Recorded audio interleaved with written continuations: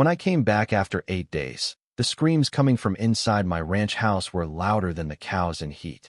There she was, Karen, the HOA president herself. Her perfectly ironed white blouse now looked like a crushed napkin, and her hair? A complete bird's nest. She was banging on the inside of the glass door like a wild animal, yelling things I couldn't even make out because, frankly, I was too busy laughing. She had parked her shiny BMW smack in the middle of my ranch driveway 8 days ago. Said it was an HOA emergency. So I quietly locked the gate, shut off the power, turned off the water, and disappeared. No one knew where I went, not even my ranch hands. Now, standing right in front of me was the woman who'd made my life miserable for years. Reduced to a sweaty, dehydrated mess, trapped in her own house like a spoiled raccoon that accidentally got caged in the chicken coop. But how did we get here? Let me rewind. My name's Cole Turner. I'm 39, and I inherited my late granddad's ranch 3 years ago after he passed peacefully in his sleep, right on the porch swing he built himself. The ranch? About 11 acres of land in central Texas, just outside the town of Harlow. We've got cows, chickens, a rescue goat named Waffles, and more open air than any man could ask for. It was peaceful until the HOA showed up. Yeah, an HOA on ranch land. Some city developers moved in nearby and started building these cookie-cutter luxury cabins. It was all fun and games until they decided to beautify the region by roping my land into their little homeowner's playground. That's how Karen Granger, the president of the Emerald Hills HOA, entered my life.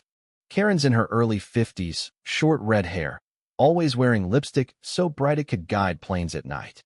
She used to be a flight attendant, then got promoted to professional neighborhood tyrant. From the moment she stepped near my land, she treated me like her personal project. Mr. Turner, the grass here isn't uniform. Mr. Turner, your rooster is crowing before 7 a.m.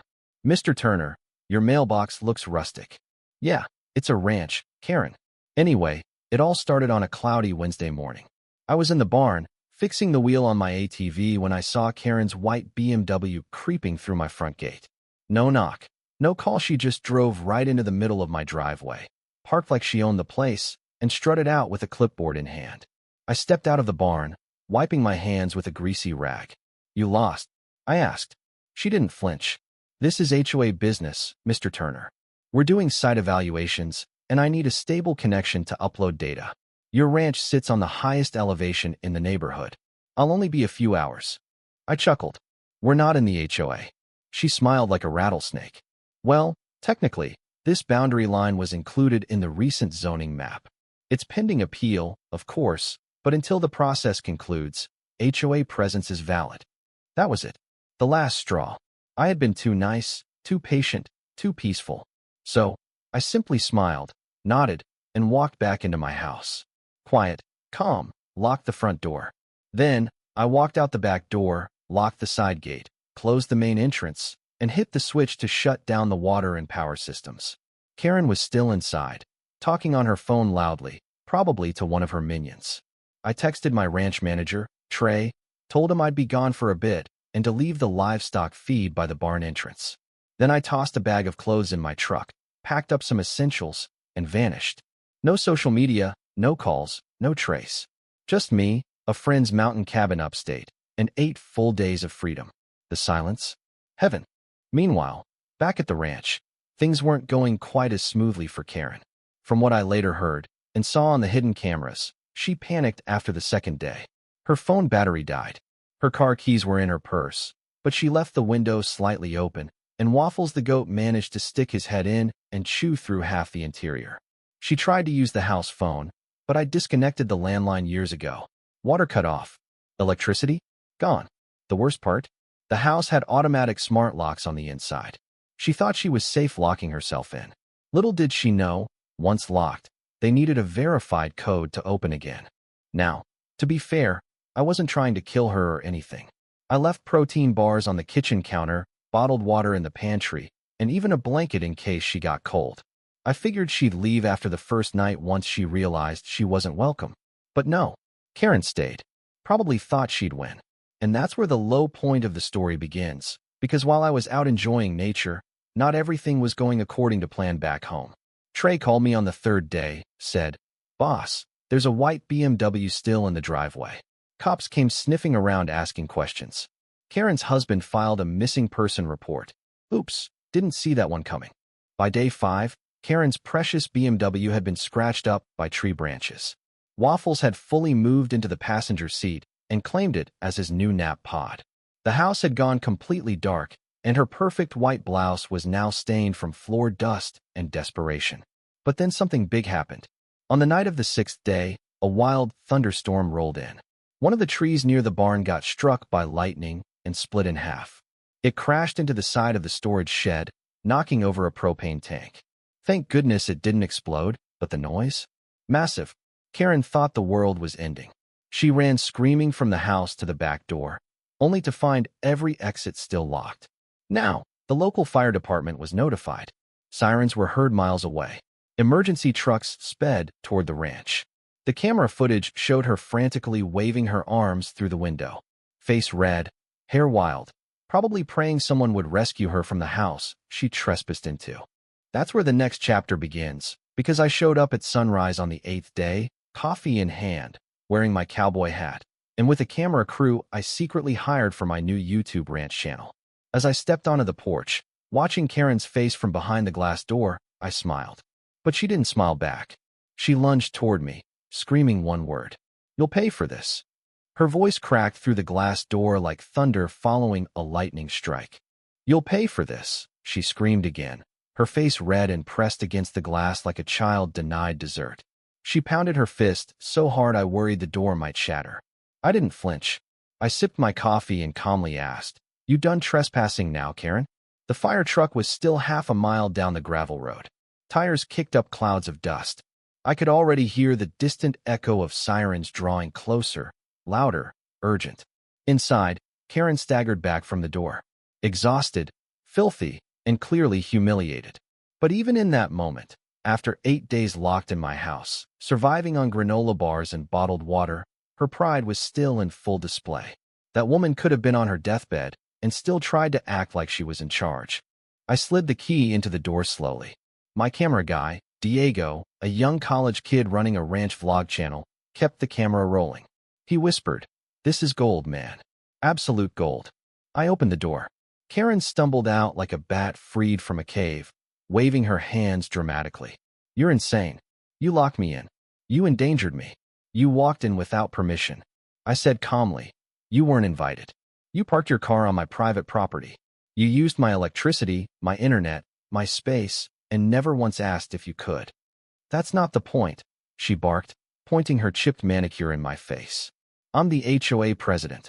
You have no right to treat me like this." "I'm not in your HOA," I replied, "and you don't run my ranch." The fire truck pulled up, along with 2 cop cars and a small group of HOA board members. They all stood by her precious BMW, which Waffles had claimed as his own. It was chaos. Neighbors watched from behind fences. A reporter from a local station showed up because Trey had tipped them off after the lightning strike. I didn't mind. Let the world see it. "Ma'am, we got a report of a woman trapped in a house," said Officer Dalton, stepping out of his cruiser. He was a big guy with tired eyes. "Can you explain what happened?" Karen pointed to me like I had just robbed a bank. "He locked me in there like an animal." I raised an eyebrow. "Officer, I never invited her into my house. She trespassed. I left supplies in there so she wouldn't go hungry or thirsty. I even made sure the cameras were rolling so I'd have proof. Check my security footage. I didn't touch her. I just left." Karen turned to the officer, panicking. "That's illegal. He kidnapped me." Dalton looked uncomfortable. "Technically, ma'am, you entered private property and remained without consent. That makes you the trespasser." She gasped. But, she stammered. He continued flipping through notes on his phone. "This property is zoned outside the HOA district. It was annexed years ago under a legacy agricultural clause. You have no jurisdiction here." Karen's mouth dropped open like a broken garage door. "But we have new zoning paperwork." I grinned. Pending paperwork isn't law. By now, half the neighborhood had gathered. Trey walked over and whispered, "You want me to get Waffles off her car?" I chuckled. Let him enjoy it. And that's when the low part came crashing in, because despite everything I thought I knew, Karen had one final weapon lawsuit. She stepped away from the police, pulled her wrinkled phone from her pocket, and said, You think this is over? My lawyer will file charges for emotional distress, public humiliation, and unlawful detainment. She was trembling, her eyes wide, but her voice was strong again. You'll lose your ranch in court. I stayed calm, but inside, something twisted in my gut. I had played a bold game, but had I gone too far? A lawyer, a real lawsuit? Even Officer Dalton backed up and mumbled, "You might want to consult legal counsel, Mr. Turner." That afternoon, after the crowd dispersed and Karen was driven away in an ambulance not for injury, just for her precious dignity, I sat under the big oak tree beside my barn, thinking hard. Trey brought over 2 cold sodas and sat beside me. "You okay, boss?" "Yeah," I muttered, staring at the horizon. "Just wondering what's coming next." "Didn't I?" I muttered. She trespassed, but locking someone inside a house. That might not look so good in court. Trey chuckled. "This ain't kidnapping. It's a timeout." I smiled. Let's hope the judge sees it that way. Later that evening, I got an email. It was from Karen's attorney. Subject, intent to sue. Civil complaint notification. I stared at the screen for a long minute, fingers frozen over the keyboard. The letter accused me of detaining Karen against her will, causing mental trauma, damaging her property, referring to her poor chewed-up BMW, and slandering her character by inviting media attention. I had 7 days to respond. 7 days before this turned into an actual legal battle. I closed my laptop slowly, knowing what I had to do. It was time to call my Uncle James Turner, retired federal judge, and the most feared legal mind in 3 states. But just as I reached for my phone, there was a knock on my ranch gate.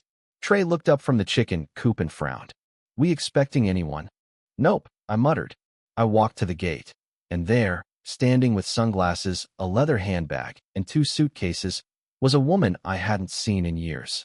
My ex-wife, Melissa. She looked me dead in the eye and said, "I heard you locked someone in your house. Thought you might need company." The storm I thought was over had only just begun. I stood frozen at the gate, one hand still clutching my phone, the other slack by my side. Of all the things I expected to show up at my ranch that day, Melissa, my ex-wife, was dead last on the list.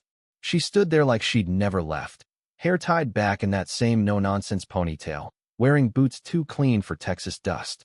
"You going to let me in, or what?" she said. I didn't move at first. My mind was still processing the hurricane of the past few days. Karen, lawsuits, viral videos, HOA drama, and now this.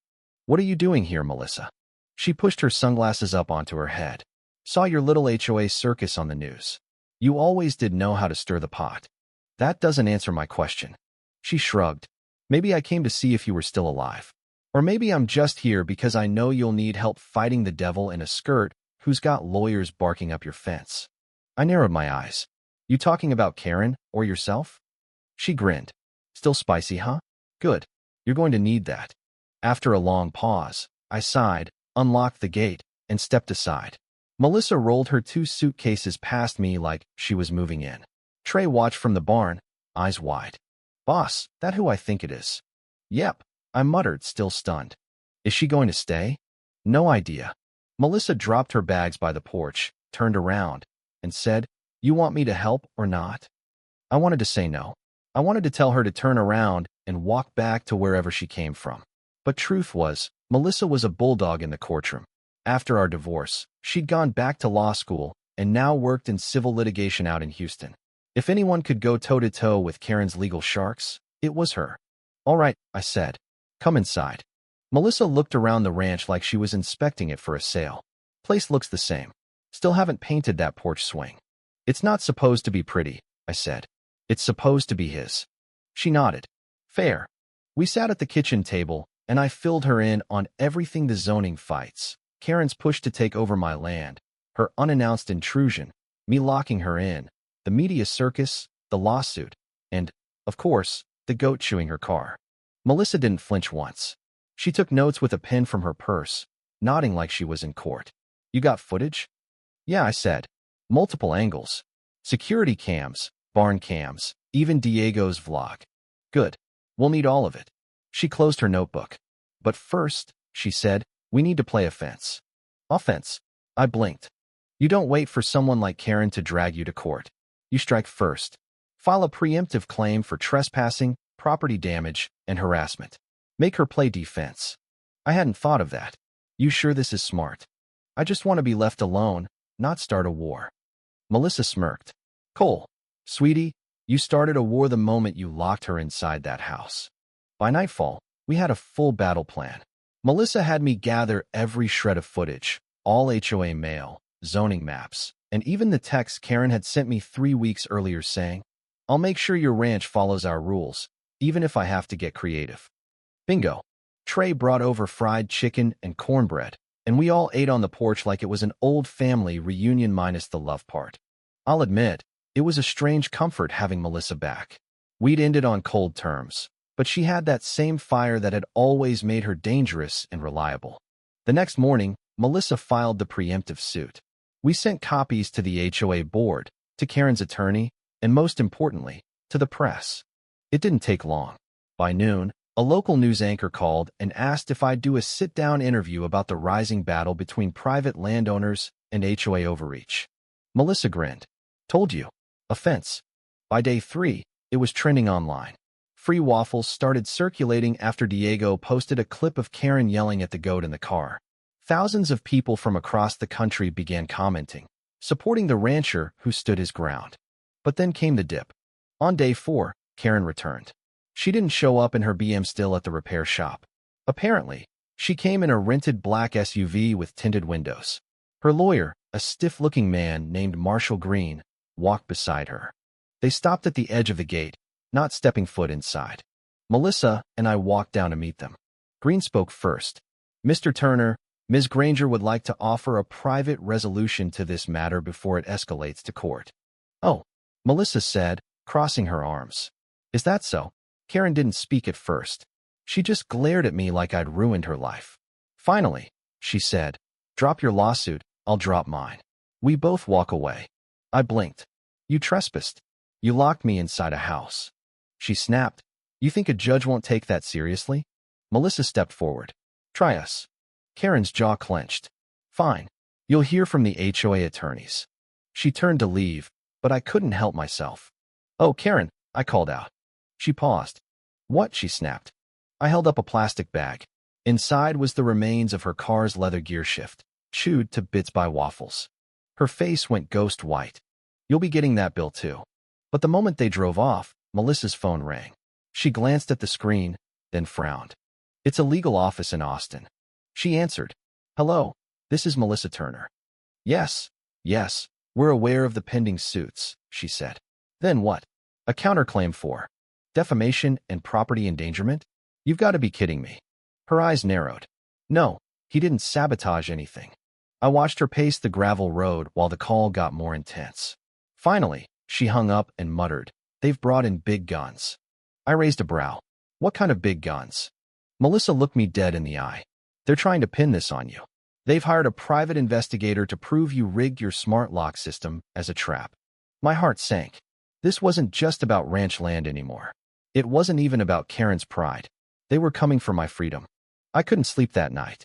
Every creak in the house, every distant howl from the coyotes outside, sounded like handcuffs clicking shut.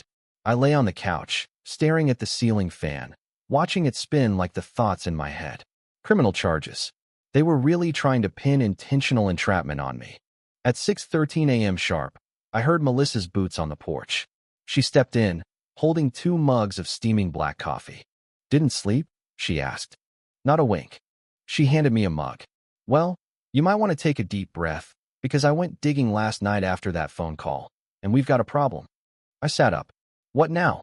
Melissa sat across from me and pulled her laptop from her bag. They've already submitted preliminary evidence to a judge. They're trying to argue that you purposely locked Karen in your home with intent to humiliate her and cause psychological harm. I swallowed hard. But she came in on her own. Not in a normal world, Cole, she said. But with an HOA lawyer, a local judge who plays golf with the HOA treasurer, and Karen's flair for drama, we're dealing with perception, not facts. I leaned back. So what do? We hit them harder. We find out who this private investigator is and what they're looking for. If they're snooping around your tech, we make sure your smart lock system logs are squeaky clean. Do you still have the install data? Yep. All in the cloud. Trey helped me install the new system after the old one got fried in a storm last year. Good call. We went to work.